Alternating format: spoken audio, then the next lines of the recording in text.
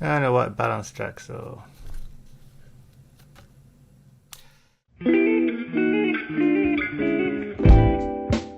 hello there everybody. So this is the end of the B-17 for me as far as I'm concerned, and here it is. I'll wide up the lens. Let's take a closer look at this. The B-17. This was the, as I've mentioned already before quite a few times, for the group build which ended at the end of June. It is now the second weekend of August. What are we? 7th of August as I make this video, and yeah, I actually finished, well, got to this point about a week ago, and decided to stop with it. It's one of those things where you're building a kit and you get to the point where do you really need to go on, or do you want to call it a day? So as you can see, it's a pretty big aircraft. You know, how big?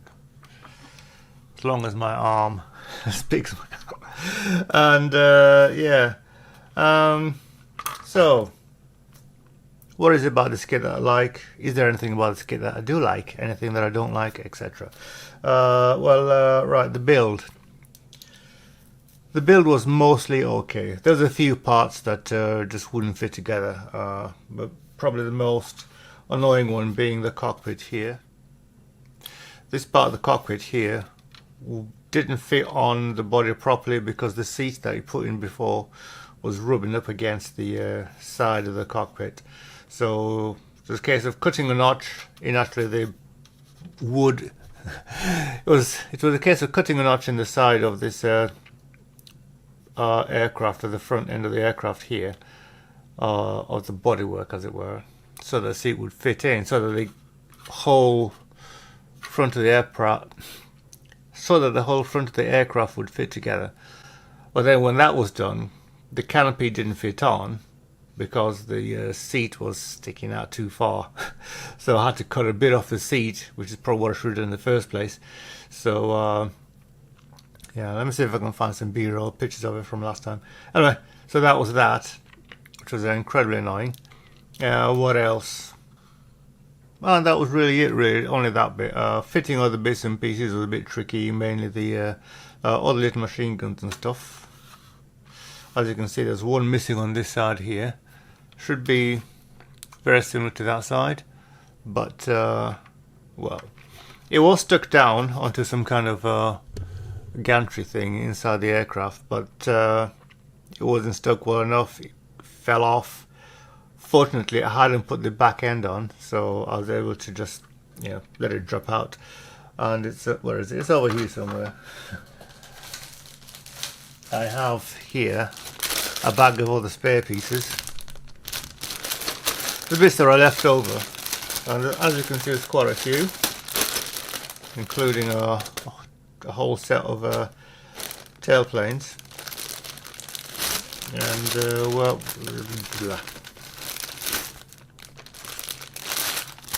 yeah. So I've got this little gun here. Can't you focus? There you go.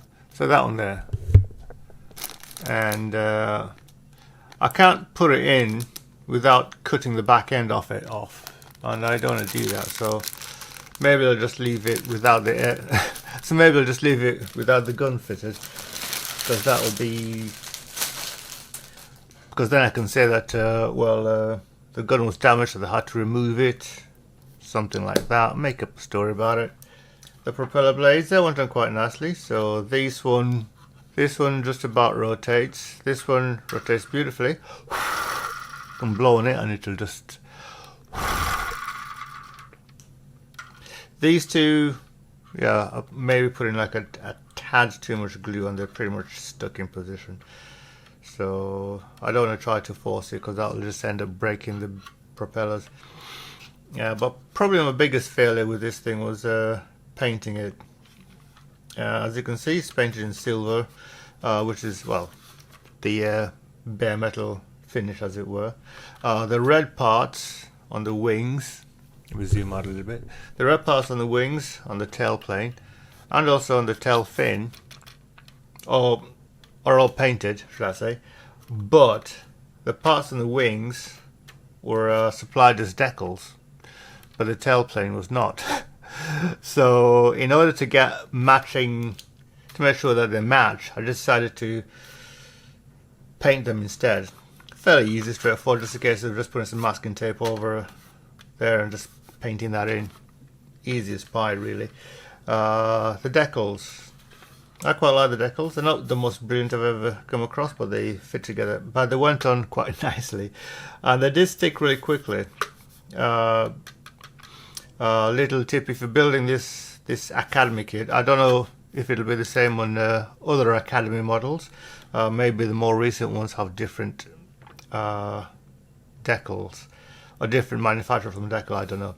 But these ones, they went on quite easily, but then it was almost impossible to reposition them because they stuck down really quickly. Now that could have been because I was using this stuff on it, which is Mark Setter, Mr. Mark Setter, and it's basically an adhesive. As I understand it, it's basically an adhesive for sticking your decals onto the vehicle. And this one particularly was tricky because that it stuck down real quickly, but had a crease in it, so I was unable to pull it out a bit to get rid of the crease. I did pile on a lot of Mark Setter, Mark Softer afterwards to try and fix that problem, and it sort of worked.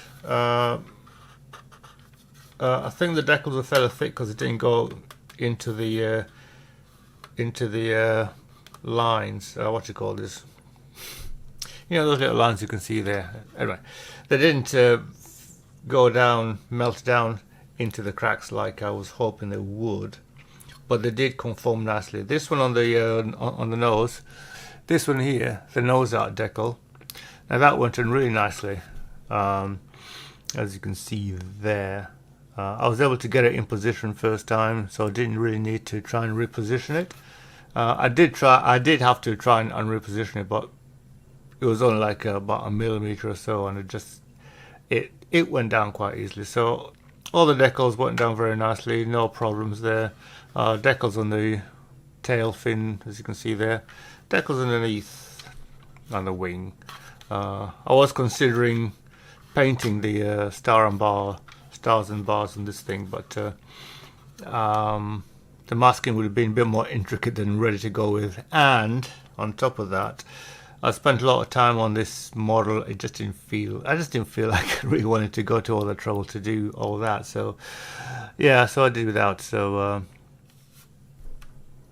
the top, you can see this piece here. Can you focus on that bit? Come on, camera, you can do it. There you go. It's like a glass roof skylight thing.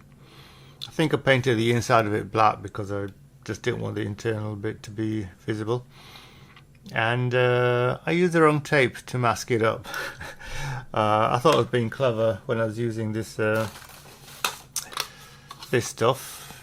It is Scotch magic tape. Basically you can write on it. I think that's the whole idea of it. And for short-term use, like, you know, sticking paper to paper, or yeah, short-term use really, it's fine. It stays on and comes off pretty easily, but it was on there for quite a few days and it really hardened down and was very difficult to remove. But it did come off fairly cleanly eventually. Should have just used a basic, you know, the Tamiya tape instead, because that would have made a much better job of it. But again, too late now. What else was I going to complain about? Nothing really. One thing that I did notice was that you can see that seam line down there where the two parts of the body come together. Yeah. I noticed after a little while, long after I'd put the body together, that it had cracked apart. So, and I think that may be to do with the way the wings, when I was sitting down on the little cradle thing, it was doing that. So it may have been that it was pulling apart the join there, which caused it to come apart. So I just dropped a bit more glue in there afterwards. One thing that I'm really quite happy with is this little turret here and how easily it moves about. Probably the only moving part in this whole kit that actually worked really well. And now it could be that I painted the whole thing, and I think there's supposed to be some open parts right at the back of it there, because as you can see, there's only windows. There's only windows at the part facing the guns. So yeah. So it's possible that I should have masked more of this part to allow it to be shown as open. But there's nothing inside there to look at, so would have made a difference anyway. And masking those bits that I did there were pretty tricky already. So yeah, there's that. What else? Got little bombs in there, which probably should have painted a little yellow strap across them, but I didn't really care to do that. The original plan was to fix the bomb bay doors closed, which is why I didn't bother painting the little green stripe, but I did paint all the bombs anyway, all the interior bit there, as I did with the cockpit. Not that you can see anything inside the cockpit, but yeah. Right, well, probably my biggest failure on this aircraft was the whole paint job itself. Yeah. So yeah, let's talk about that for a moment. So the paint job. My biggest failure on this model. Painting is not always my favorite thing, so when I get it right, when I do a nice job of it, I'm always quite pleased with myself. Like for example, like I did with the Rebel Squadron models, the Mustang, this one over here, and I also think I did a nice job on the Meng Jeep Flamethrower Jeep, and maybe even the Rolls-Royce 1914-18 pattern armored car. So, but as I say, painting is not my favorite part of it, which is why when I do a nice job of it, I usually feel quite pleased when I do that. But this one should have been fairly straightforward, fairly easy. I mean, it's just the metal and a few black bits and the red bits. So I did what I normally do, primed it with black. I think I used the Mr. Surfacer 1500 black. Need to buy some more of that. Actually, well, I was at the model shop a couple of days ago and they didn't have any of the black one. Get some maybe next month now. I generally only go to the model shop once a month because it's a long way away, and I don't like buying liquids paints through the online. I can do it from that particular shop, and they do pack the stuff really well. Halifax model as well, if you're interested. Because I did buy same paints from this other place, and one of them arrived broken, and because it wasn't properly packed up, it was just in a jiffy bag, ordinary jiffy bag, brown envelope, and they rattled together. Anyway, that's beside the point. One of them was broken, put it that way. So I could buy them online, but I don't like to. I like to go to the shops because I find if I do that, I end up buying other things that I forgot about, or something that on a whim that they might have that is within my price bracket for the day. Anyway, that's beside the point. So I put in the black primer and then covered it in Tamiya aluminium. Is it aluminium? Was it aluminium? Can't remember. All over, which was went down fairly straightforward. So with such a big kit, spray painting can be a bit tricky, but spray gun is actually still plugged in. Yeah, stop it. But it went down all right. Painting the little black strips over on the front of the wing, and so on. Quite liked the idea of doing that, because what I did was I painted the area black first. This is rubber black I used, and then masked it off, and then put the silver on top of it. I should have done the same with the black areas on the engines there. Of course I didn't, and did that till late, and left that till later, and it didn't come out quite as well as I probably think it should have done. But again, that's mainly me not giving it enough coats. I think it needed an extra coat. Might be the paint was too thin, I don't know. But but my biggest issues was after I'd done all of that and I was happy with what it looked like, I covered it in a layer of GSM, or rather Mr. Let's get the paint out here. Where is it? So I gave it a coat of the Mr. Color UV cut. Don't know if the UV cut is important or not. Well, I suppose it is for me, but UV cut, and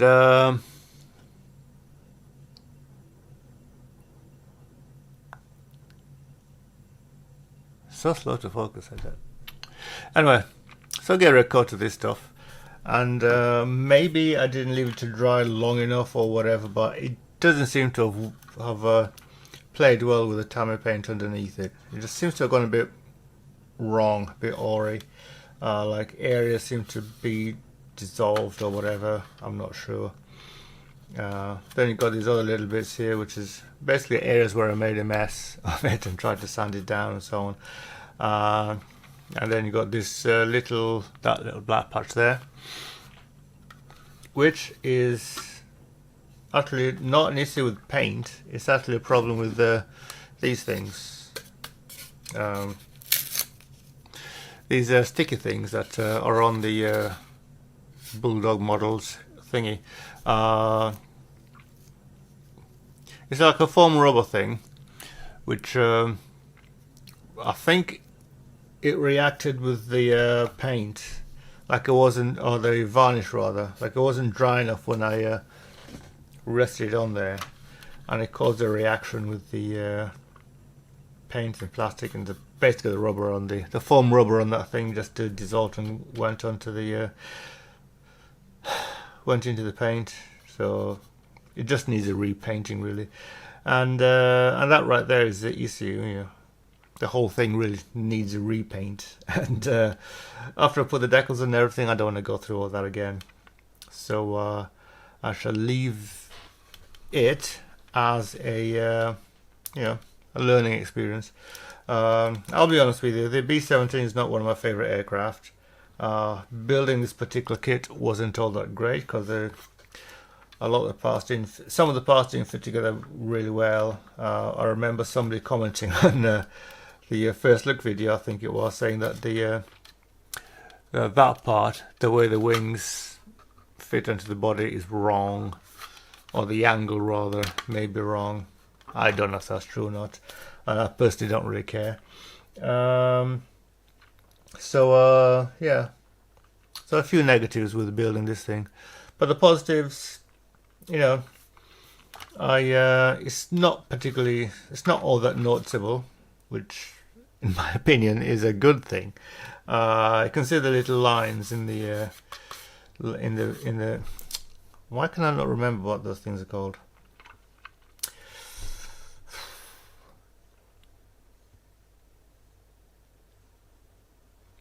Panel lines. Recessed panel lines on this aircraft, which is a good thing.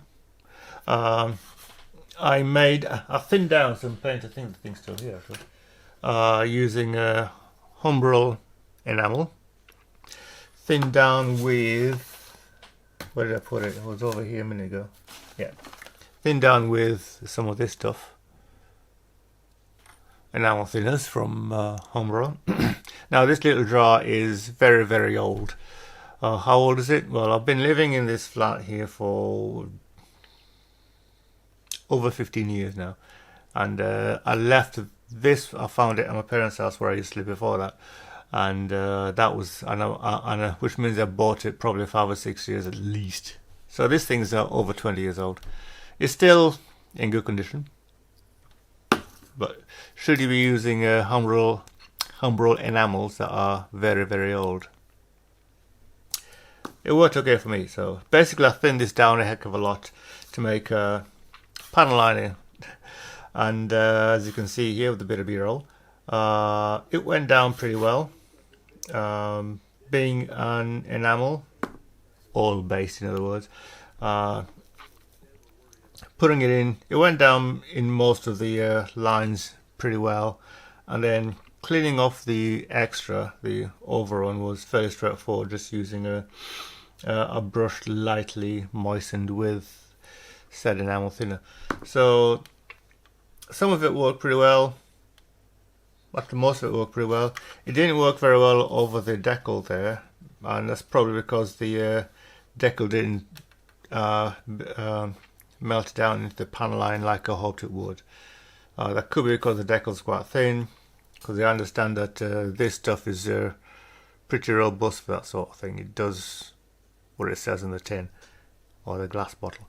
So I was a bit disappointed that there's no visible panel line over here on the white areas of the stars and star and bar. Another thing I think I was quite liked how I did it was getting these exhaust rails. Now there should be more exhaust smoke coming from the engine themselves up here, because I've seen photographs and seen paintings, and there is smoke comes out of there as well. So I've only got it just here. Now I'm not sure what these are. Probably exits for the radiator, maybe. I've no idea. But there is, you know, dirty smoke staining out of these things. So as an exercise in how to do it, I think I did a fairly nice job. You know, very thin down matte black paint, sprayed it on gently across there. You can see here I put a bit of tape over that part there, and I don't know why I did that, but so you can see here, you can see on this one here, I could put some masking tape over there because I wanted to spray something else, and that's why there's a line visible there. Again, so you can see I wasn't taking this build particularly seriously with as I did that. The top turret rotates mostly, goes part way and then sticks, but it'll go the way around. The guns, well, they're stuck, they don't move, doesn't matter. So yeah, there we have it. So at the end of the day, was it worth my time spending all that time building this little kit? Of course it was. I did have a bit some fun doing it, you know. I'm just disappointed I couldn't make a really nice job out of it. But again, painting is not my forte when it comes to building models. Painting is not the thing I enjoy doing most, and you can see that from the results. So anyway, one more thing. There should be an aerial sticking out at this point here. So there should be an aerial sticking out at this point here, but it was molded into the plastic, but every time I picked it up it kept getting bent, and I knew that's going to get broken off at some point. So I just decided to remove it, and of course I can't find where I put it. I think I've just lost it. It may have been easy just to replace it with something else, like a little piece of wire, but there it is. What else? The Bombay doors.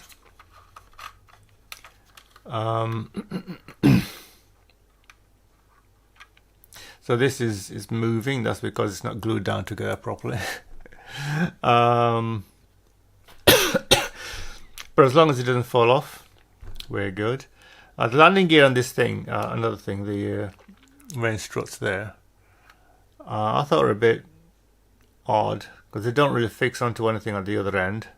So, well, actually they do, but they don't, because there is a part for them to fit in, but they appear to on this one you got to be careful how they go in, and if you don't get it perfectly right, they won't go in. But again, that's alright because the main struts themselves are quite dense, so it's another one of those little things that disappointed me about this kit. But then that's maybe because they were faithful to the original, which wasn't old, which looks a bit, yeah, I'm just not pretty thrilled with it. There's no option to build this thing with gear up, though of course you could always fabricate it yourself. But I didn't want to do that because that would mean having the bomb bay doors closed. Or do you need the bomb bay doors closed? Because closing them, I'm breaking this one as well. Closing them would have been a bit tricky because they don't fit together. It would be quite difficult to get them to fit flush with the bodywork because there's no proper locating mounts for them when they are down. So you'd have to either make something up or, you know, or I don't know, maybe fit the doors before you close the, or maybe fit the door into the fuselage there before you put the two halves of the fuselage together. That's another way you could do it, and that would. So yeah, I've just thought of that now. So if you want to build this thing with the bomb bay doors closed, maybe a good idea to put them in before you put the two halves of the fuselage together, because that way you can guarantee that they're properly flush with the surface of the aircraft or the fuselage. The wheels were okay. 2-part wheels went together fine, no problem there, easy to paint, no issues. Even the little tail wheel was no issue at all. Another thing I learnt when I was doing this was fitting the windows in, the little windows, and making them flush with the bodywork. Most of them were slightly raised from the surface, which meant to get them to be totally flush meant sanding them down. The problem is you're sanding it down is plastic, clear plastic, so it's going to look, you know, matte. So sand it down with the finer grades of sanding paper, and then you just polish it out. It's not perfectly polished, but they were before I painted it. Again, that could be an issue, but yeah.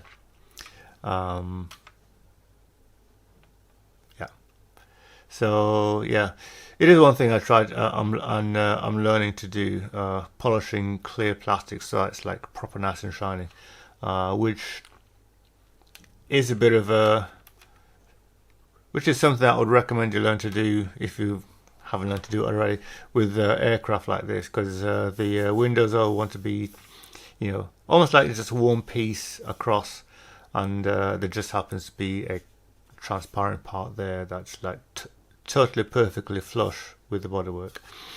That was my aim with this, and I think I achieved that. The other bit, the tail part here,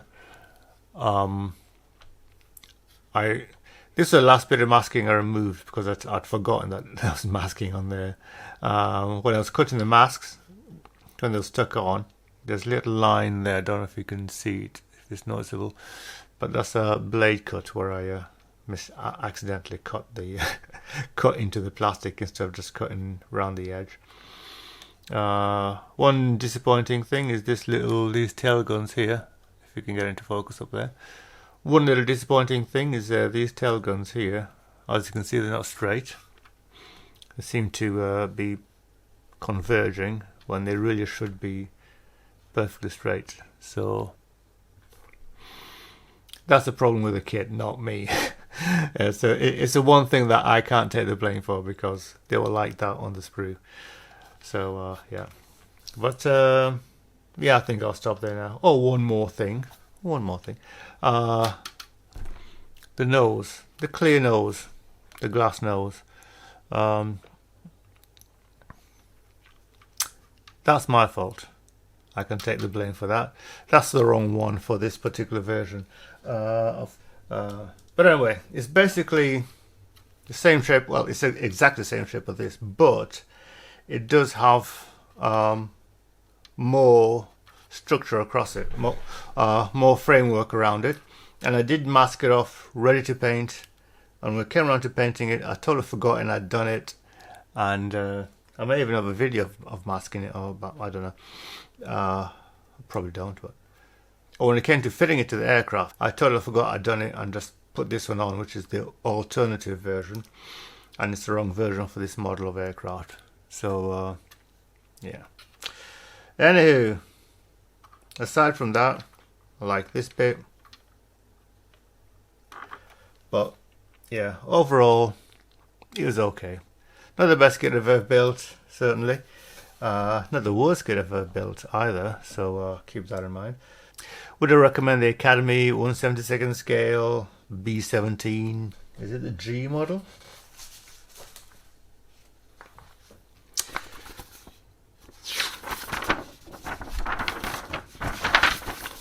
Yeah, G. Would I recommend the Academy B-17G model kit in 1/72nd scale? If you're a beginner, it's going to be hard work. So, you know, there's going to be things that you need to do that are going to be difficult. If you're a moderate, like I am, or an expert, you can make a very nice kit out of it. Certainly for an expert, you can certainly do a better job of it than I did. But overall, I'll probably give it a 6 out of 10. I'm fairly certain Academy have come a long way since when this kit was done. I have no idea when it was made. I could find out, of course. I'll put it down here for if I recall. If you don't see anything here, it's because I forgot or I couldn't find anything. More likely because I forgot. But anyway, if you know what you're doing, you can make a very nice job of it. If, like me, you aren't that... well, if, like me, you're not that interested in this particular model of aircraft, then you're probably not going to do as good a job as you could. So, yeah, another little tip there. Yeah. When you're building a model kit, build something that you actually like doing. And yeah, a few other things I can comment on while I've still got time. Yeah, so if you look down here on the final finish of it, you can see it's a clean top and bottom. I have forgotten to put that little aerial. There's a little like a U-shaped aerial. Now you don't see it on this angle of the vehicle, but you see the sideways. On the side view, it is shown. I can't find the part in the kit, so let's see in the build. Is it there? Is it marked? Yeah, there is K33. So there is a part, but I haven't put it on. So again, that's probably my fault. But having said that, let's have a look. There is a lot of conflicting information in the instructions themselves. Like, for example, you see the final picture shows the nose with all the framework around it. The build nose doesn't show framework at all. It just shows the bottom bit, which is what I've done for this one, which is why I thought I was correct in putting that nose on that I did.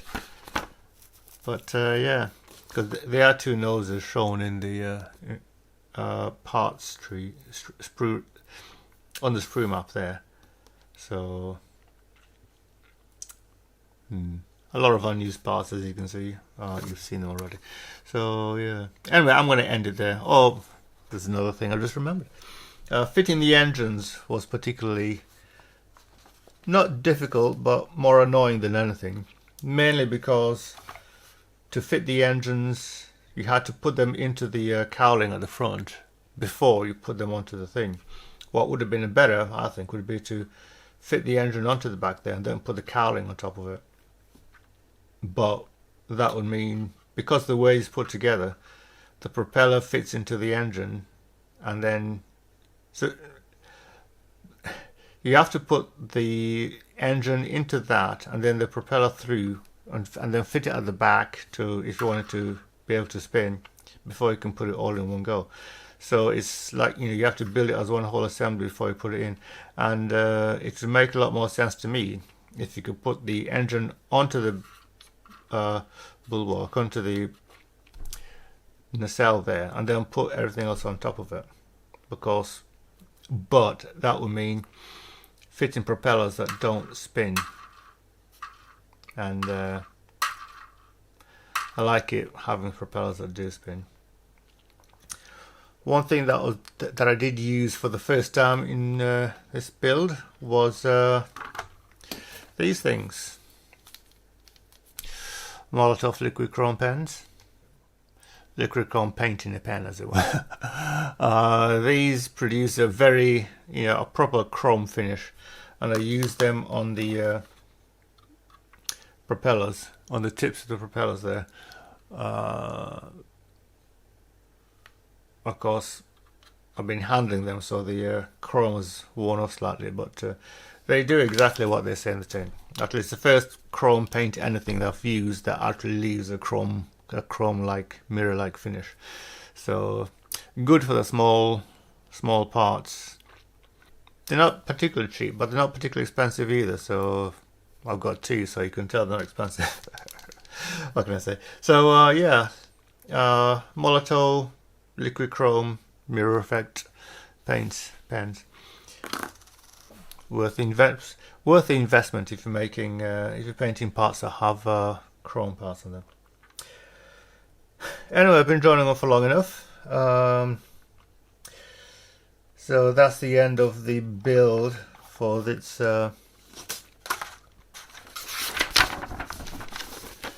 B-17G by Academy Model Kits in 1/72 scale. Have you built this kit, this particular Academy kit? And if you have, let me know your thoughts down below. If you've made a video about it, link me to it. I'd quite like to see that. And I hope you enjoyed watching this. If you did enjoy what you saw, give me a thumbs up and tell your friends. If you didn't like it, tell me why, and maybe it can help me to make better videos in the future.